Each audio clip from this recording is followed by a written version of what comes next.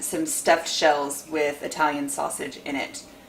We're having a dinner party and everybody has some kind of food thing. So pork sausage my husband won't eat, but his father will. So that's what we're making. So I have 2.5 pounds of sausage. I'm only going to use a half of this, so 1 3/4 pounds, but I'm going to brown it all. So I have a very hot skillet, and all I'm going to do is break it up until it's in little crumbles after it cooks, and then keep browning until it's cooked all the way through.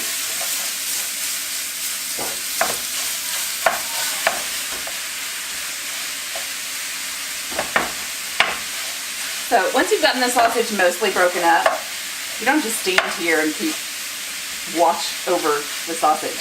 I'm going to turn it down. So the stove was originally at a 5. I'm going to turn it down to a 3 and just let this stuff cook. And we'll be back in about 10 minutes. So our sausage has been cooking for about 10 minutes. If you notice, the pink is all gone. So all we're going to do is turn the heat off.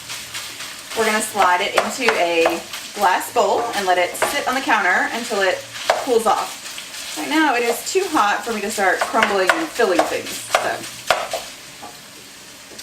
heat off. My bowl right here.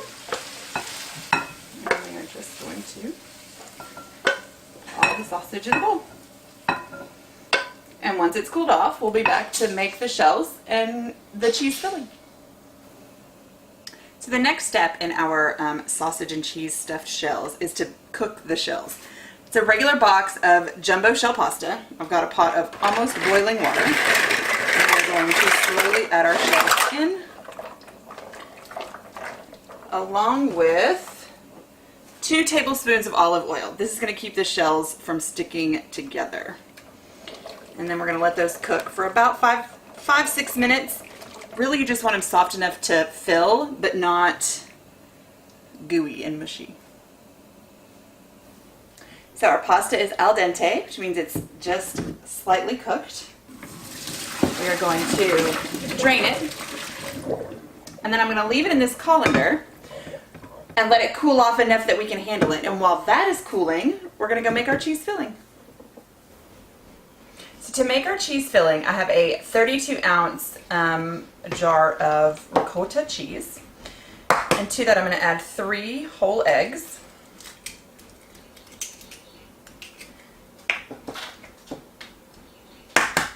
I'm going to add 1.5 cups of Parmesan cheese, and then normally I would add garlic, 4 tablespoons. Let me tell you the story. My mother-in-law hates garlic and refuses to kiss my father-in-law after he's eaten garlic. So I'm making this with no garlic. That's how much I love them. So I have 3 eggs, 32 ounces of ricotta, 1.5 cups of shredded mozzarella.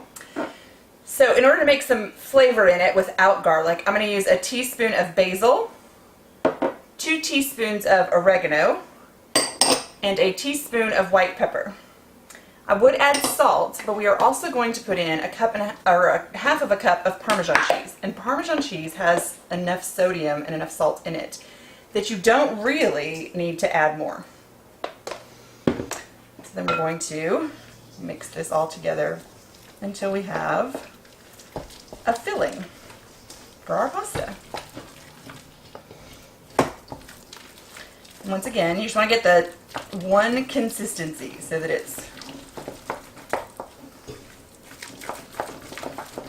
all of the white pepper is mixed up.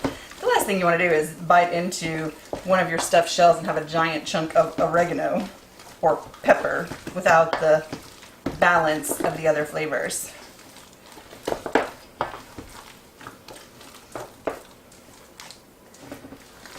Alright. If you see, it's all mixed together.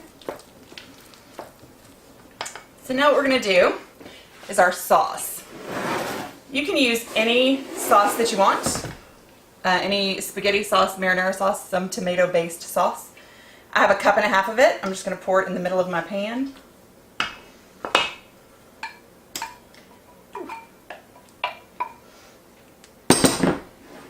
and then I'm going to slosh it around to make sure that we've covered the whole bottom of the pan.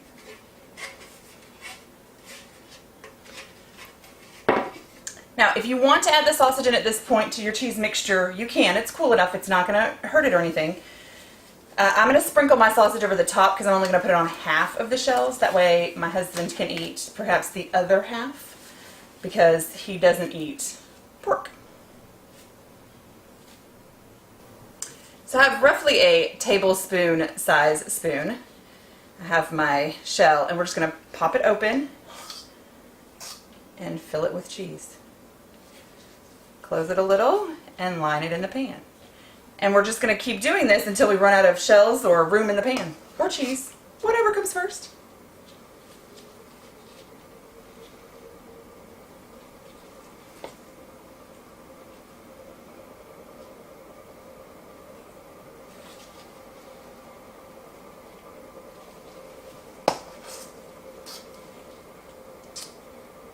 You can do this, I forgot to mention earlier, you do this in a 9x13 pan, but you're going to have some space, some extra shells.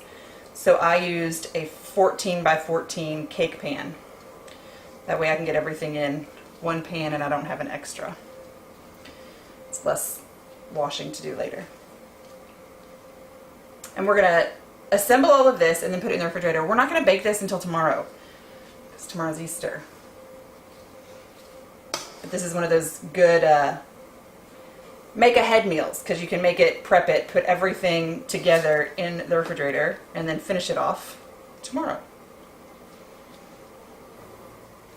So all of our shells are filled. We had a couple of rips which we just left behind. I have a 2-year-old who loves pasta, so he'll be very excited to find out there's extra. So now I'm going to take this sausage that we cooked earlier and is now cool, and I'm just going to sprinkle it over about half of this mixture, or half of the shells, sorry.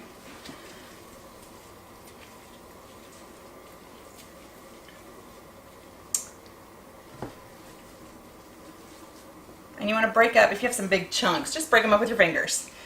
That's why I use it and not, that's why I use my hands and not a ladle or a spoon, so that I can find those pieces that are too big and chop them up with my own little fingers.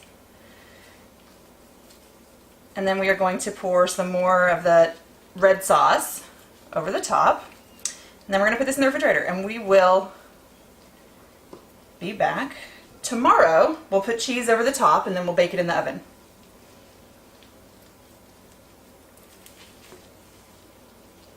And you don't need to use all of the sausage just because you have it. All right. Now I have another 1.5 cups of sauce. I'm going to spread it over the top.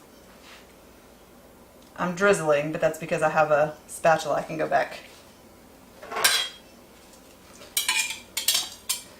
and truly get all of the pieces covered. And then we'll cover with some more cheese tomorrow and finish baking. So now we have our stuffed shells, half of them with the sausage on and half without. I'm going to take 1.5 cups of mozzarella cheese and just sprinkle it over the top. And then we are going to bake this in a 450-degree oven for about 30 minutes or until the cheese is ooey gooey and everything is warmed up. So our stuffed shells went in the oven. It's been 30 minutes. They're ready to go. Now it's time to eat.